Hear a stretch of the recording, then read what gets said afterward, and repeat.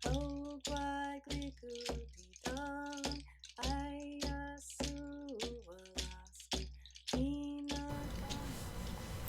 morning, everyone. Welcome to the UBC Learning Circle, hosted by the Center for Excellence in Indigenous Health. Thank you for sticking with us today, having a little bit of patience. We're running a little bit behind because there's some transit strikes, I guess, in the Metro Vancouver area.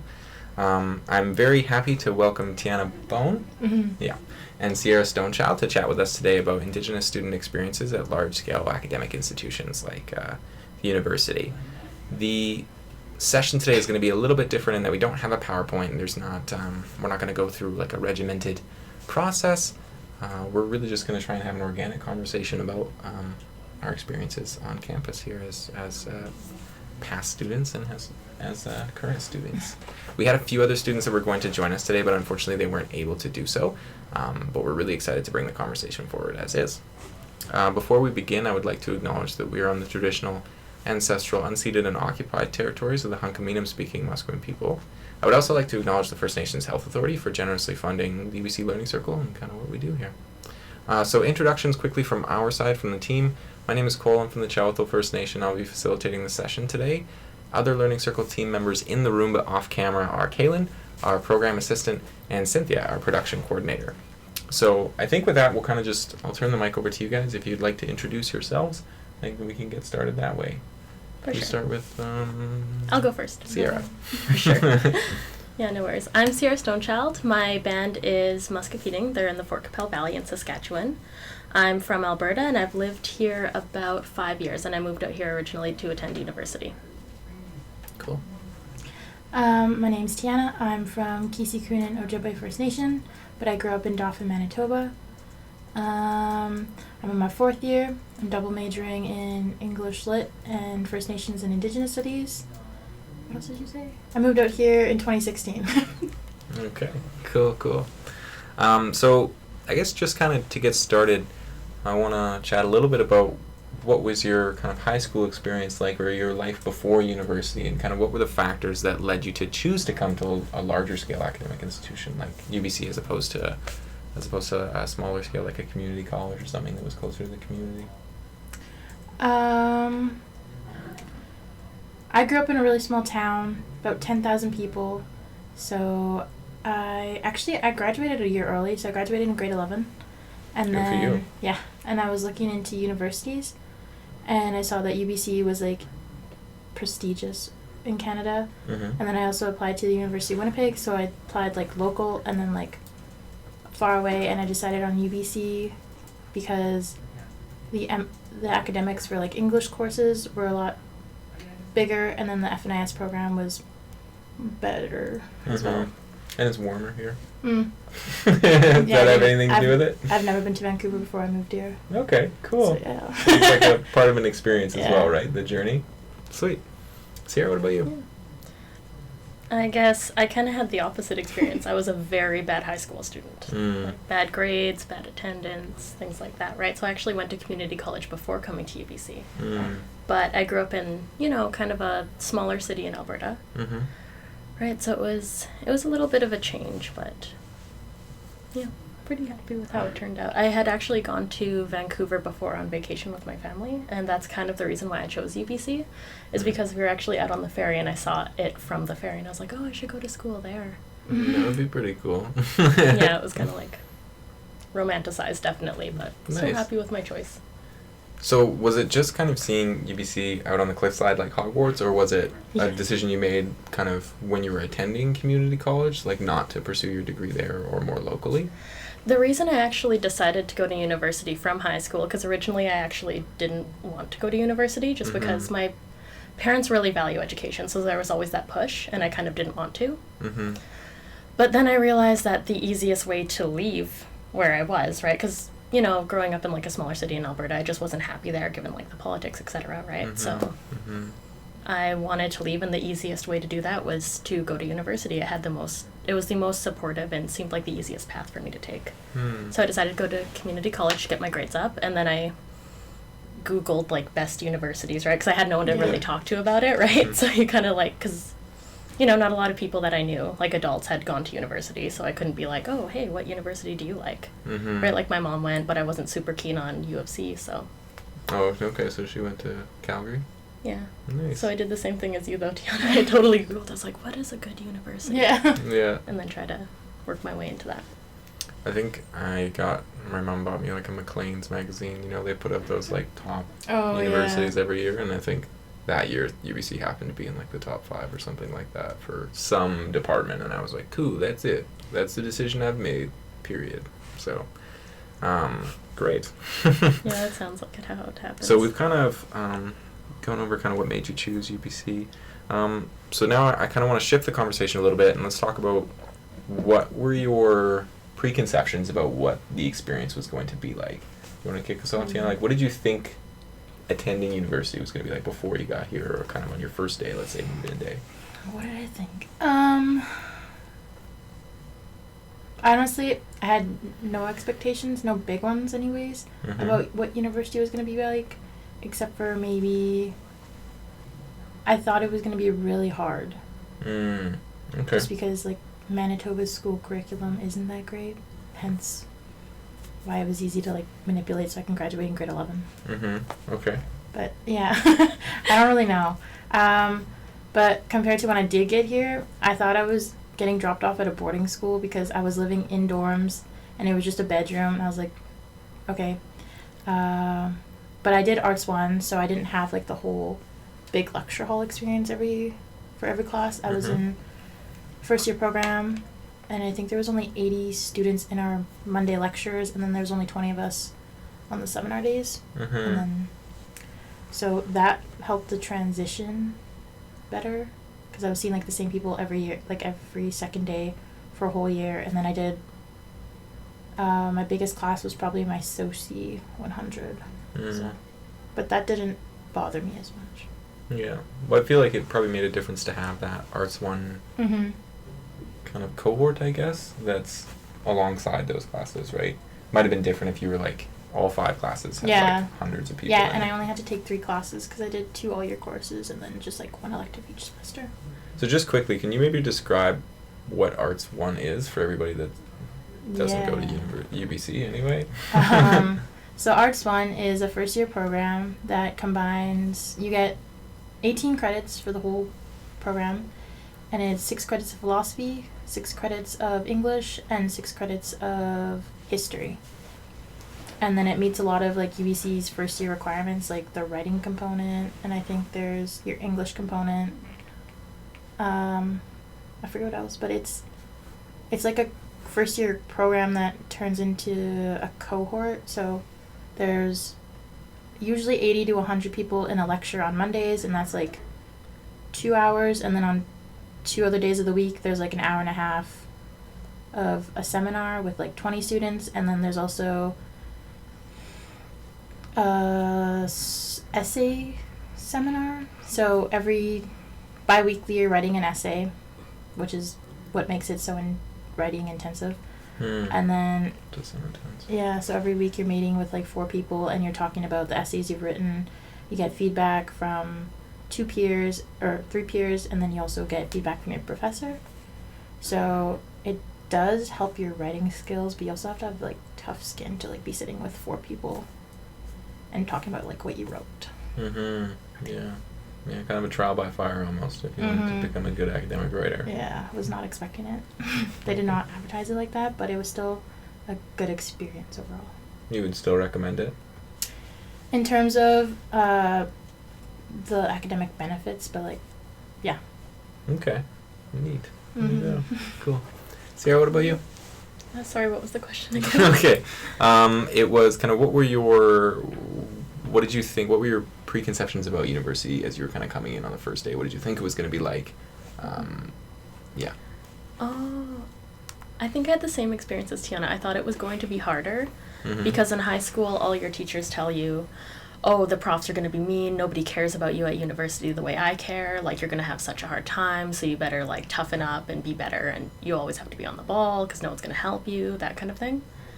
And I found that that's not generally the community here, right? I'm sure that, like, if you speak to your professors and such and talk to them, like, keep a dialogue open, it's been pretty good for me so far. Like, yeah, I understand if a prof has been like, hey, I can't give you an extension just because you asked the day it's due, right? You can't, like, get retroactive extensions. Yeah. Things like that. But I just found that the professors were a lot more personable than I was led to believe, right? Like, they're not mean to you. And they're not just, like... I had this idea that everybody at university would be mean for sport almost. But yeah, everybody's been, like, really welcoming and understanding about stuff so far.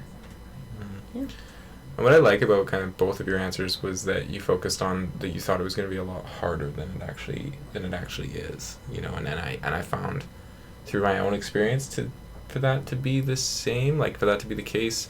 Not that university isn't difficult, that you don't have to work hard. That is just flatly not true. But it's not like there's some, you know, genius gene X that you need to be, that you need to have. You don't need to be the gifted one in your high school's class to make it at university. Although I'm gathering that perhaps Tiana was the gifted one. But you know, my story is very similar to yours, Sierra. I went to Vancouver Island University, which is essentially a community college, to do my high school over again, particularly in the sciences, so that I could make it over here, because I wanted to pursue medicine, and that just made sense that because med school is only at UBC in the province, it made sense to kind of to be here. Well, like they have distributed sites at UNBC and UVic, but all of the curriculum, it's all UBC medicine. Do you know what I mean? So it just made sense to go to UBC Van for that. And plus, because similarly, I kind of wanted to leave my small town. I grew up in Comox, so yeah, good times. I know where that is. I have an aunt that lives there. Oh, okay, Yeah. So there you go. So I'm like, oh, maybe yeah. we're related somewhere. Who knows? Okay, so then kind of coming back, what was your first year like? Tiana, you said that you lived in residence, right? Yeah. Can we just briefly like, what is that? What do you mean? What is residence? Okay. What does it mean to live in residence, particularly first year res? Well, usually, when you're moving from out of province, it's easier to live in dorms than to like try to find a place and scramble around Vancouver. I'm really thankful I didn't do that. But living in dorms, I lived in Totem Park, specifically Nootka House. It was just, you just lived in a bedroom. You just had a bedroom to yourself, and there was communal showers, bathrooms. Cool. Were you in an all-girls house or co-ed or? Yeah. I was on an all-girls floor, but it was like girl floor, boy floor, girl floor, boy floor. I'm led to believe that you can kind of that isn't the case across all first year house, right? Like some houses are co-ed like through the floors and yeah. Some are like all co-ed, some are like strictly all girls and all boys, and then there's some that don't have communal showers. Like Orchard is like you share a bathroom with a roommate, but you don't have to see the roommate unless you're like in the bathroom at the same time. Neat. Yeah. Those Cool. are newer. Okay. So what was that process like, living in res? Did you feel like you made a lot of friends very quickly? Was it an isolating experience? What was the community like? How'd you feel? I think I was really lucky because I made most of my friends on my residence floor in first year. Nice. So yeah, our community was pretty good on our floor. I know it's not the same for like every single university student who lives in dorms, but usually people in first year in the first like month are really eager to make friends, so then if you just like are all making friends, it's super easy to make friends that way. Because you're all super eager and you all just like want to do things especially around Vancouver, because most of my friends came from out of province as well, so we're all interested in doing like things in Vancouver, like all the touristy things. We went to like the suspension bridge. So like, cool. So it gives you kind of like a pre-built group of people you are likely to be friends with. Is that a fair assessment? Yeah. Okay. Cool. Very cool. Sierra, what was your experience like? Did you also live in dorms? Yeah, I did actually, but I was a transferee, so I didn't actually get the first year dorm experience. So my first dorm was Fairview. Fairview. Oh, Yeah. So it's townhouse style. There's about 4 rooms, right? I lived in the top floor, and I shared a washroom with 2 other people, right? Because there's 2 washrooms, right? But one's a half bath, right? And it's downstairs. So not Okay. easy to get to. Right. And I would say 100% if you can live in dorms your first year. Mm-hmm. Just because it's easier than the housing scramble. Like you said, Tiana, it's like really crazy trying to find an apartment here. And I was really lucky with my roommates, actually. I've had really good roommates all through the years. And my first year roommates, I think I'm still friends with them, yeah. Oh, Yeah. nice. It's really nice. And yeah, and I also lived in Walter Gage too, which was 6 people in one apartment unit. And there's Okay. 1 washroom. Okay. So that was a lot of like, the only issue I had there was cleaning, right? Which is like generally always the issue you have with roommates is like, oh, is this your fork in the sink? No, of course not. Those kind of like conversations that you have where you're like, well, it's gotta be someone's Somebody's fork. yeah. Okay, cool. So just kind of briefly, first year dorms are separate, not just in their layout, but also like in location, right? So when you're saying that you lived in Gage or Fairview, those are in different places on campus, and I understand it. The students that live in Gage and Fairview are typically upper year students or transfer students as well, right? Oh yeah, for sure. Yeah. So I think that kind of either way, whichever group that you're coming in, whether it's a transfer or as a first year, kind of starting your degree, going with dorms is going to kind of match you with people that you might share interests with. Of course, not in terms of the same program. Like you might have science roommates or arts or like whatever it is that your program is. It doesn't match you when it comes to that, but at least in terms of what you'd be going through in terms of classes and that sort of thing, just to hopefully maybe bridge that social gap. I was lucky enough to be young enough to take part in first year when I came in, which was awesome. Although they did have a special little area of first year dorms that they put us. I don't know if they still do that, but there was like the top floor was only for older and international students. So I was on a floor that was like entirely international except for myself, which was a bit, it was an interesting, I didn't share a language with most of the people on my floor. So it was difficult for me to make friends like on the floor, but taking part in res, I made friends like on other floors. Do you know what I mean? It's not like your floor is just like a lockdown and you can't access any other floor. Like I made lifelong friends. I was on the 7th floor and my friends were on the 3rd, 4th, 5th, and 6th actually. So maybe I just made friends as I walked down and then got lazy when I got to the 3rd floor. I don't know. But regardless, I thought that first year was a really cool experience. So Tiana, I'm gonna ask this question to you. Did you have, because you came from really far out, did you have any family or any friends that you knew kind of in the area or in Vancouver to support your transition? No, first year. I have 2 uncles, but one of them works, he's based in like Surrey, but he works all across the province. Oh, okay. And then I have another one in Burnaby, but we're not close. So it's like, Well, it's a ways to go, especially if you're on transit, yeah. right? I feel like that's another misconception, at least that I had before I started to live in Vancouver. I was like, oh, like, because I have an uncle in Burnaby as well, actually, and I was like, oh yeah, I'll see him all the time. It'll be great. And it's like, Burnaby's like an hour plus on a bus. Like, that's not gonna happen, right? Sarah, what about you? Do you have any family in the area or friends that you knew beforehand? Nope, I kind of came here just on my own. I have one aunt on the island. Oh. Right. And again, I thought I was going to see her all the time, but the bus to Tsawwassen is like 2 hours, and then the ferry's 2 hours, and I thought I would just make the trip every weekend. Yeah. I think I made the trip once. Yeah, you do it once, you experience it, and then it's like, okay, probably not again. Then I was over it. But yeah, I still call her lots and stuff. Nice.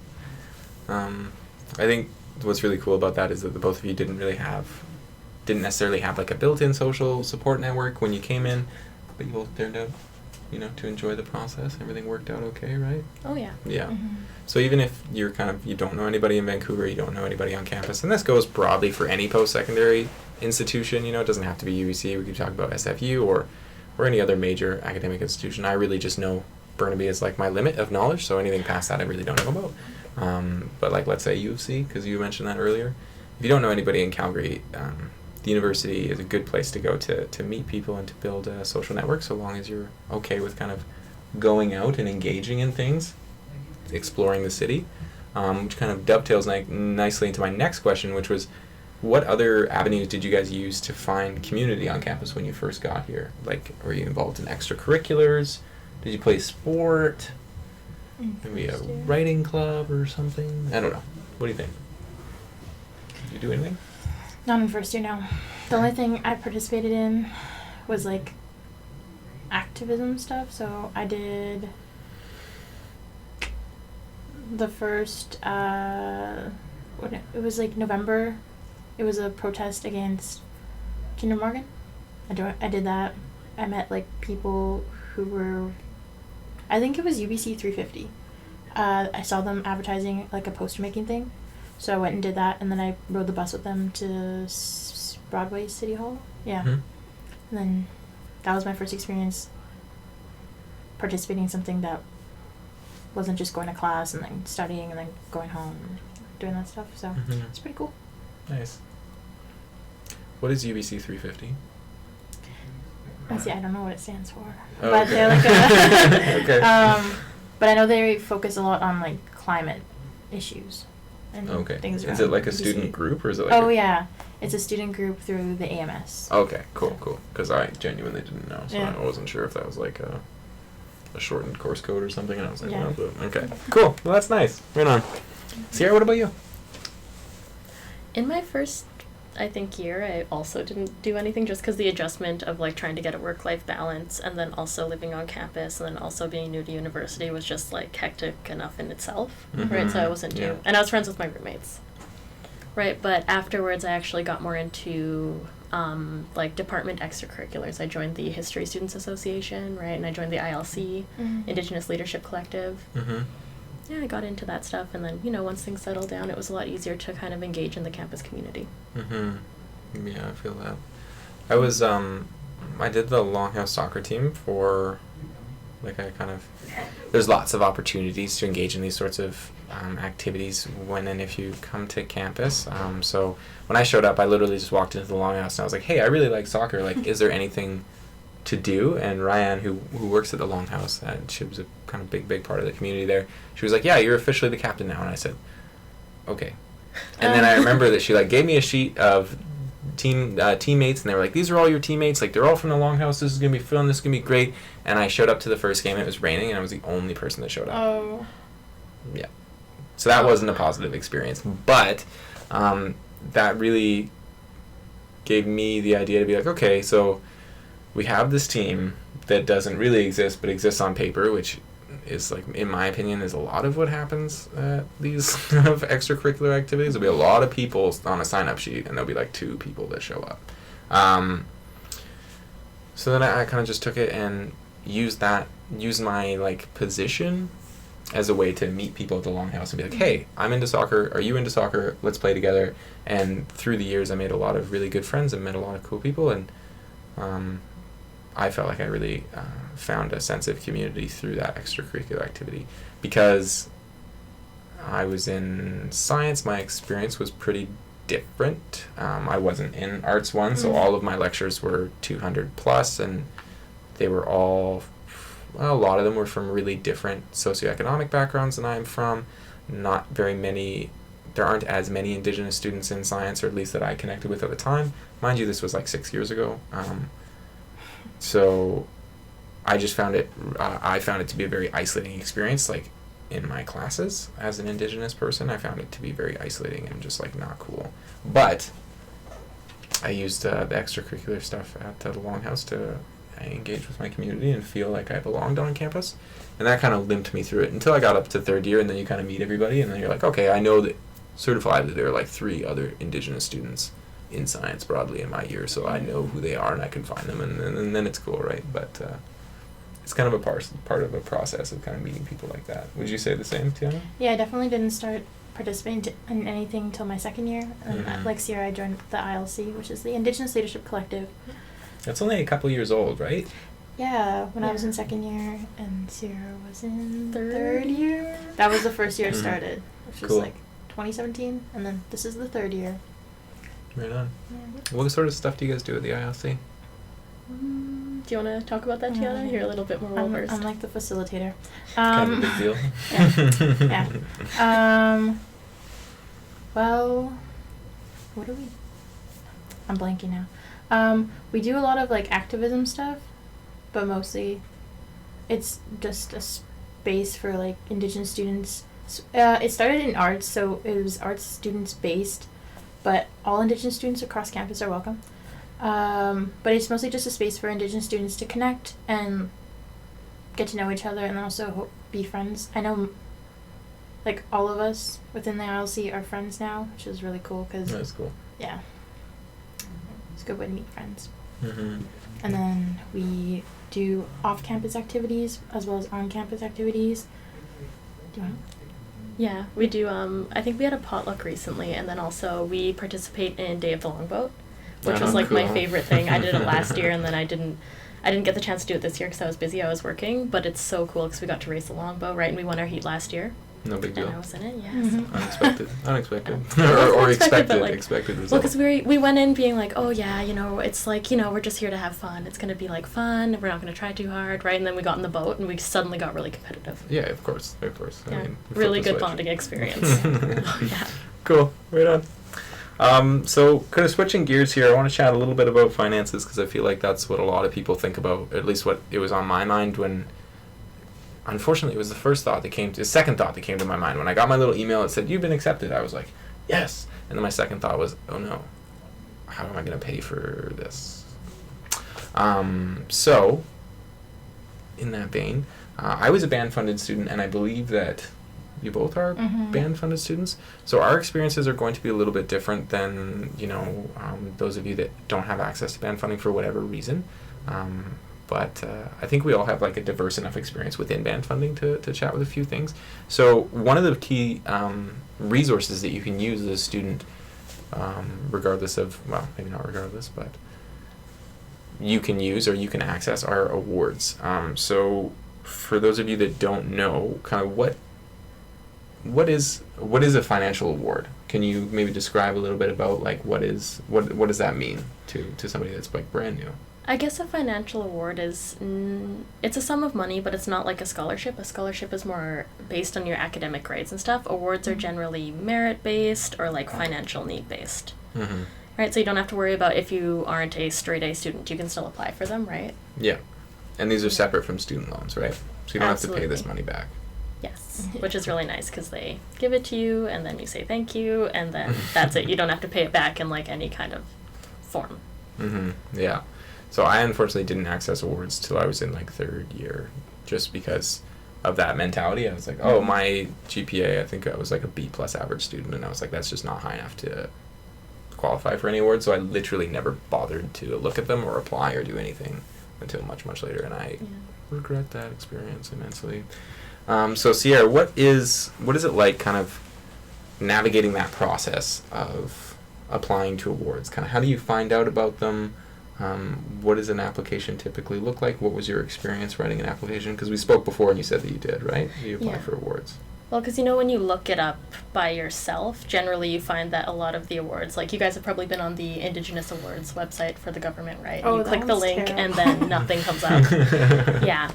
So I actually tried to apply for some awards through UBC, right? Because I figured, if the link is dead, I can just call someone at the university, right? So the links were going through and stuff, but the issue I had was that I'm band funded. Mm-hmm. And a lot of the awards require you to have non-band, what is it? No, you have to have like Student a student loans, loan. yeah. You have to have student loans already out, and then you have to fill in some of your student loan information that you get, but if you don't have student loans, you can't fill in that information, you can't move forward with the award, right? Yeah. So I actually spoke to an advisor, right? We had an awesome advisor working here, so I would reach out to her for like any kind of problem I would have, right? So I would just like, just call her up and be like, oh, this isn't working, can you tell me why? So she connected me to a ESP, financial ESA. person. ESA, Mhm. an ESA financial person, which was super great, and they helped me fill it out so that I could still access the awards with band funding, which was super great because my band when they funded me, they were super generous about it, but the problem is that quality of, like, cost of living, in Vancouver is extremely steep. Mm-hmm. So I did need to access the awards, which is really nice because they did come through when I needed them.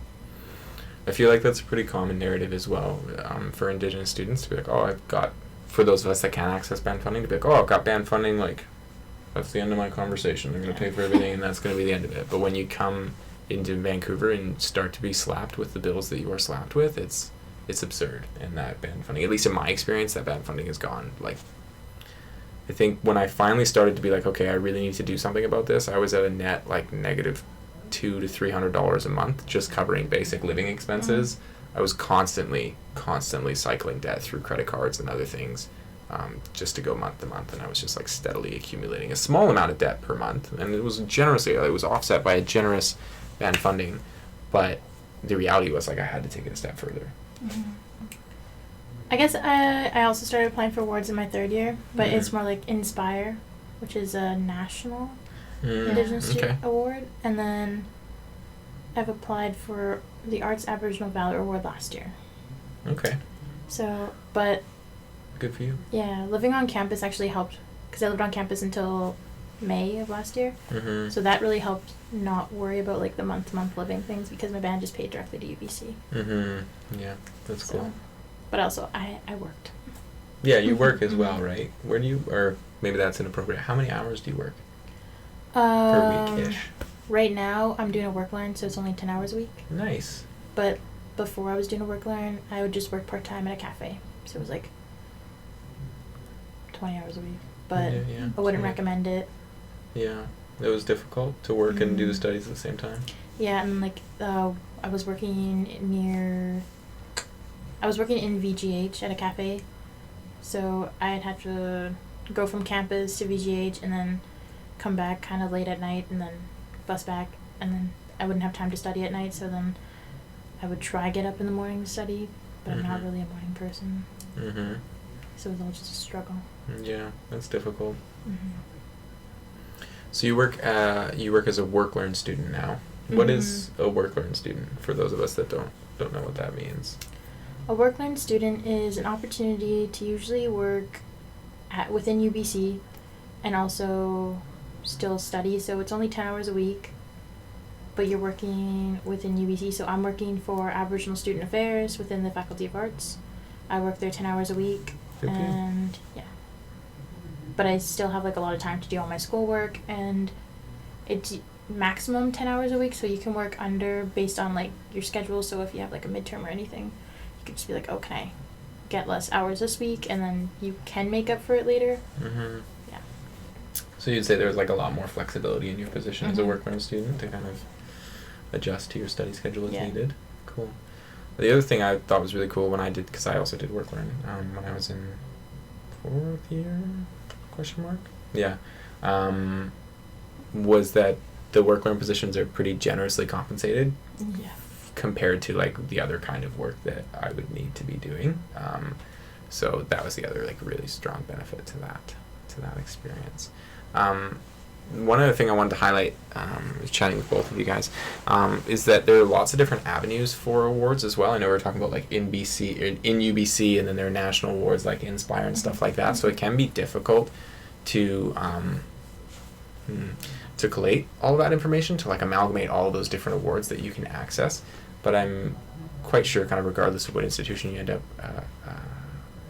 at, there will be advisors, like Sierra mentioned. There'll be advisors that are there to kind of help you connect those dots if you need. So all you really need to do is reach out for it. I know on that subject of advisors, I would never have made it to UBC without an advisor. That's just factual. That is life, period. I just wouldn't have done it through the application process, kind of helping me judge all the prerequisites and understand what programs I could apply for and which programs I couldn't apply for, and then going a step further and being like, well, your GPA is not really that high. I would recommend you apply for a smaller program or a less prestigious faculty. Basically, I wanted to do science, and they were like, you should apply for forestry because forestry has lower standards, and then for admission, and then you can always switch into science, which was something I didn't know that you could do. I thought it was like science or bust. So, and then once you're in first year, you can access pretty much all the same first year courses as well. So, particularly if you're at the beginning of that journey, it's a lot easier to kind of go through that. Cool. So, my next question, kind of focusing in on academics. So we kind of touched on this a little bit before, but I guess I'm wondering kind of what were your experiences transitioning to academics at this university? Did you notice that there was a significant difference on anything, like the number of students that were in lecture halls, the amount of resources or support that were available to you, the quantity of assignments that you were expected to kind of work through. Particularly, Sarah, I'm interested in you as you were transferred in. Kind of what was your experience adjusting to that academic life, I suppose? So did you notice a difference or not at all? I think there was a difference just in the quality of work I had to produce, right? Because if you're in a lecture hall of 50 versus 500, so 50 at a community college, right? You write your work, right, and then it gets marked as fine, you do well. But if you're competing against 500 people, it's a little different, right? That's 500 other brains you have to worry about. And I just found that the quality of work I was producing back home wasn't really making it out here, so I definitely had to step up and actually be a better student and learn how I study best, etc. Yeah. So things like that, and just making sure that I get, if I needed help, that I would get the time that I need. So you can't always talk to the prof, right, because they're busy people, but you can always talk to a TA. Yeah. Which is really great. Yeah, they usually have office hours that you can access them as well as emailing or whatever. At least that's what it was back in my day. Still the same. Still the same. Don't Okay, worry. cool. Thank you for that. Right on. Tiana, what about you? Academics. Yeah, I'm gonna go back to arts one. That one really helped me transition because it wasn't that big of a course. There's only 20 of us in our seminar. They really got our writing skills down, which you really need for every other course. You need to know how to write in arts. Particularly in arts, yeah, I was just going to say. Not yeah. science. We do a lot of multiple choice in science. Yeah. So yeah, it's really a lot of essays. And in high school, I think the longest essay I've ever written was 500 words. And like my first essay I had to write for university was minimum 1,500 words or 1,300 words. And I was like, wow. So it took me like a week to write it. I was like, oh my God. But now I can write an essay in like 4 hours. There you go. Mm-hmm. I know, touching back on kind of what you were talking about before, Sierra, I definitely felt the same. Like, I thought I would consistently rank pretty high in the classes that I was in before, and then, you know, at the community college and high school, I'm surprised I graduated. I think they pushed me out. But regardless, so then when I came to university, I agree. I thought it was a lot harder to compete or to still achieve that same relative GPA that I had prior to UBC, just because there were a lot more students and the standards are quite a bit higher. But when I look back on it, I feel like that experience only really helped me in the end to be like a better academic, whatever that means. But to develop good study habits, which translates nicely into like good working habits, and it's helped me a lot professionally as well. So, would recommend.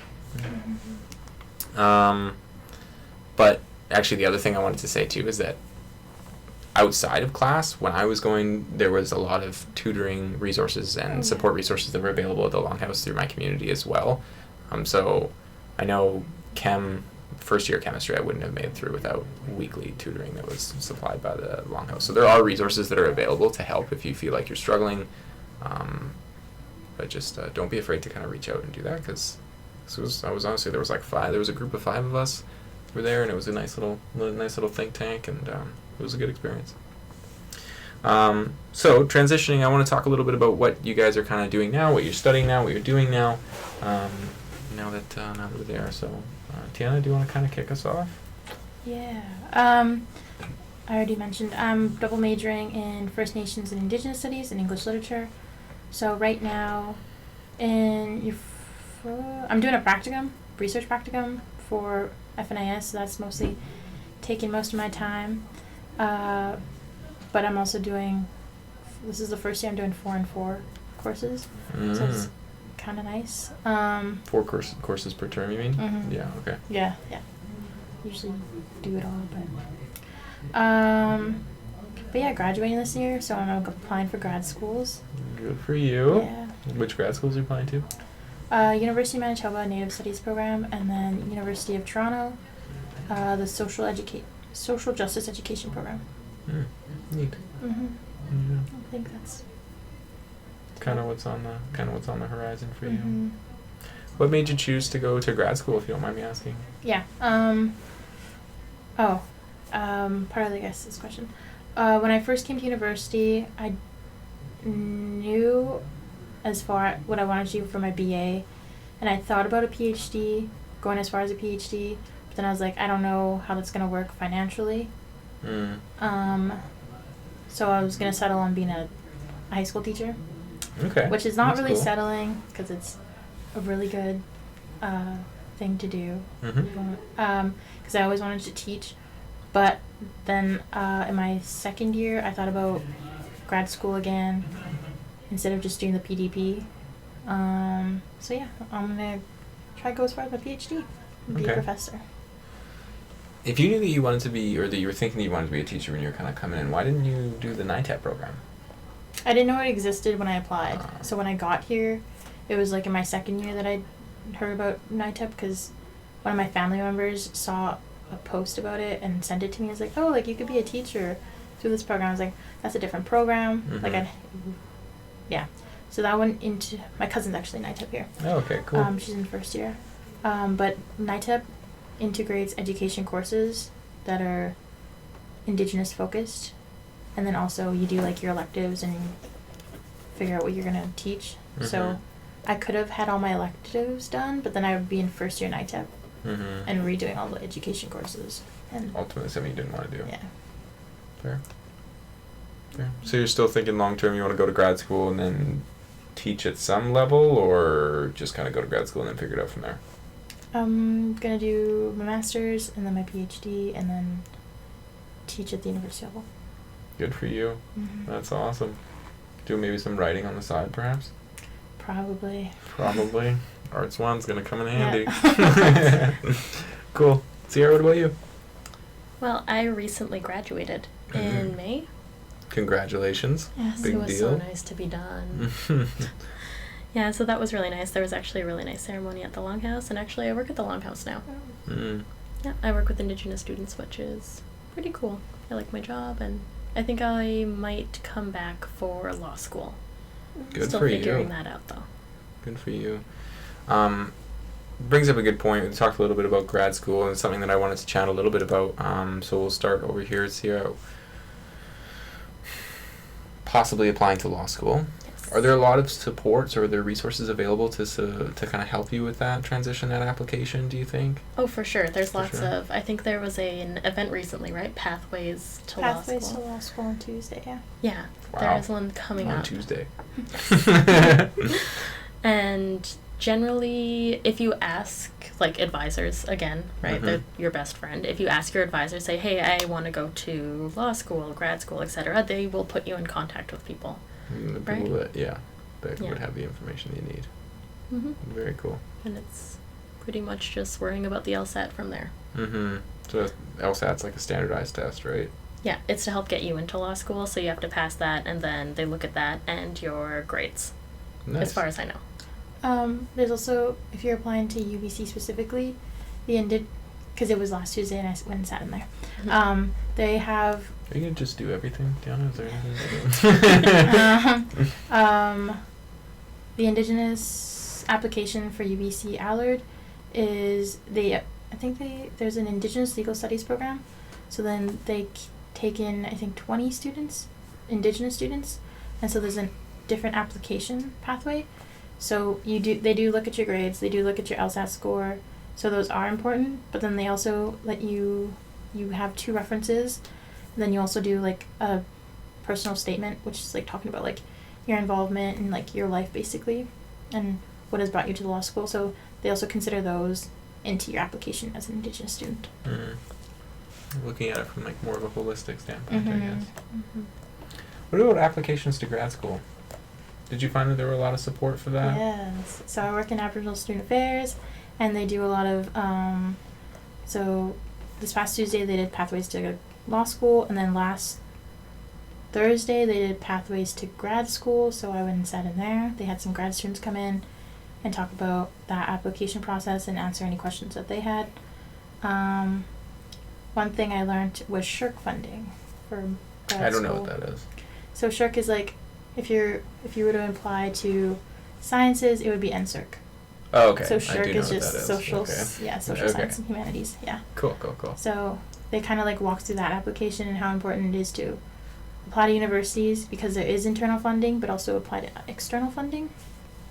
because the university will usually pick someone who has funding with them and try match it.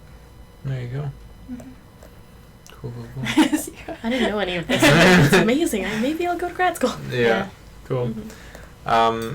I know evidently I'm not in med school, but there are a lot of supports for Indigenous students trying to transition or trying to make that jump. I know lots and lots of people that have gone on to med school, and lots of other related health professions as well.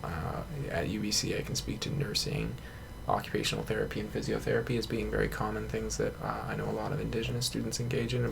A lot of my friends, anyway. I know a few of them in nursing now, and dietetics as well, which is the science of food. I'm not going to say that I know very much more about it, just that they talk about food and why that's important for your health. And obviously we all know that it's critical, but they do it to a level that's pretty cool. So there are a lot of different resources and supports to kind of help you achieve whatever it is that you're looking to do. And I've had a bevy of supports offered and resources that I've been able to access to help my application to med school. So hopefully one day we'll be there. And obviously now I work at the Learning Circle. Briefly kind of talking about that pathway, I guess. I was a bad student in high school, and then I came to UBC and I was better, but I still wasn't at a level that was as competitive as the two people that are sitting here with me today, probably. And I certainly wasn't excelling in this space. I was doing okay, like I said, B plus average, which is pretty acceptable, but it's not anything that's going to get you to go anywhere. I think that's another common misconception, or at least something that I had, is like when I went to UBC, if I got the grades and I got the degree, I would be allowed to continue to kind of do whatever I want. Or sorry, if I just finished the degree, I'd be allowed to continue to do whatever it is that I wanted to do, and that's just not true for lots of programs, particularly professional programs like medicine or like law school. When we're talking about grades or the LSAT, you're measured directly against everyone else that's competing to be in those spots. So you have to make sure that your grades are at a certain level, and mine just weren't. So as an alternative, I was able to work at the Center for Excellence in Indigenous Health as a Worklearn student initially, and they've been super great in supporting my development as a professional and as an individual to kind of work and do what I do now. So I've been at the center for like 3 years now. So yeah, that was kind of just something that I nicely transitioned into out of my undergrad. I think that I would have felt and had a different experience had ILC and stuff like that been around when I was in undergrad, but I'm happy to hear that it is available now, and that lots of students are kind of coming together, Indigenous students are coming together to collaborate and hang out and do cool stuff, because that's awesome. There's also a new thing this year called the Collegia. Oh, the Indigenous Students Collegium. Yeah, can you chat a little bit about that? Actually, it's out of the Longhouse this Yeah. year. I can There we talk go. about it. Well, because you would actually get to experience, right? As a student, I'm actually locked out of there. You have to get in by key card. So if you're an Indigenous student going to UBC, you can use your key card to tap in, and it's basically meant to be a space similar to your living room, right? So they have like a washing drying machine, right? Like lots of space to sit. There's like snacks. They have a panini press, right? Which is like really cool. It's just like a Nice. fancy grilled cheese maker. Yeah. I haven't seen it personally because I'm not allowed in there. Yeah. But yeah, it's student run and press. yeah. I know it's fancy, right? But yeah, it's really nice, and I've seen it from like the window outside, and it's really cute, and generally like just people go in there to hang out, you know, decompress, right? And it's in do you want to talk about like how it is inside? Yeah, so it is kind of like a living room. There's a couple couches. There's a space in the back that has like a TV, and there's some study spaces in there. It did used to be, does that make sense? It used to be the daycare of the Longhouse. So it used to be the social lounge. Before the social lounge, it was the daycare for Indigenous students, I guess. But now it's the Indigenous Students Collegium, so it's at the end of the Longhouse towards Vanier, and yeah, there's tables in there. There's no oven or anything, but they still like make pancakes and waffles and paninis. Cool. Just something like for Indigenous students to kind of come together and share space and connect a little bit, right? I think when I was in undergrad, that was one of the big things that we talked a lot about, was that you might get to know like one or two Indigenous students that you're involved with, like at a soccer team or in your classes directly, but there wasn't a lot of connection across faculty or across just like intercommunity connection, I felt like. But importantly, like stressing like everybody's experience is going to be really different when it comes to that sort of thing. And now that these resources exist, I feel like that only facilitates those connections and that community building, right? Yeah. Is there anything else you guys wanted to chat about today? Anything that you feel like I've missed? Anything you wanted to say? A quick hi, Mom, something like that? Hi, Mom. I guess just if you're thinking about going to university, do it. I was never the kind of person that like knew I wanted to go to university. I was a bad high school student, right? But if you can, there's always a way to find your way into here. And just kind of do it for the experience, do it for what it'll do for, you know, like leaving your tiny town, like do it for whatever reason. Opens doors. Yeah, you don't have to be a great student, right? Just like talk to the supports around you. Mm-hmm. It's definitely worth it. Also, because Sierra talked about behind the camera how she liked to travel a lot in high school. At UBC, there's a program called Go Global, and for Indigenous students right now, you can apply for an award or a scholarship through Go Global, and it'll help support you to go on exchange. You know everything. I really do. I went on a Go Global seminar over the summer called Indigenous London, which got me an FNIS credit, and it was me spending 2 weeks in London and then 4 weeks in Vancouver, going over that stuff. So I'd 100% recommend doing a Go Global, even if it's just a seminar, or we have someone who's on exchange to New Zealand right now. Wow. Cool. That's super cool. I've heard a lot of good stuff about that London course. I've met like 3 or 4 different people that all have said really good things about it. So It was fun. And the New Zealand one is pretty good too because it's definitely affordable. There are awards associated with it and free housing. So all the things that I would worry about, taken care of. there you go. Cool. Well, with that, I'm going to give everybody a second. This is our free Q&A. If you have any questions you feel like we haven't chatted about, feel free to put them in the chat box. I'm going to do my usual spiel and plug a few of our last remaining Learning Circle events for the year. And then, we'll kind of sign off, I guess, if anybody has any questions. So coming up later on this month, we have Marcia Dawson's going to come and join us for Indigenous Leadership. We have a session on healthy Indigenous masculinity with the Dudes Club, which I'm really excited about. And then to kind of round off November, we have a Value of Language session, which is going to feature Elder Larry Grant from Musqueam, as well as Charlie Fortier from, I'm forgetting which nation she's from now. I apologize, Charlie, if you're watching. Charlie's from the interior, and we're just going to highlight different kind of language learning modalities and kind of what that looks like in community. I'm really excited about it. And then into December, we're going to have our follow-up session with Denise Finley, chatting a little bit more about the science of attachment and emotion. And then the final session of the year will be healthy sexuality. Youth Co is going to come, as well as the harm reduction team from the FNHA. And we're going to chat a little bit about kind of what healthy sexuality can look like through your stages of life. So we don't have any questions, so I think for me, that's going to be all of it today. Any last words? You guys good to go? Good? Yeah? Feeling okay? Thought about it. Thought about it, and we're good. So thank you all very much for watching. I really appreciate your time, and I hope to see you soon. Okay, bye.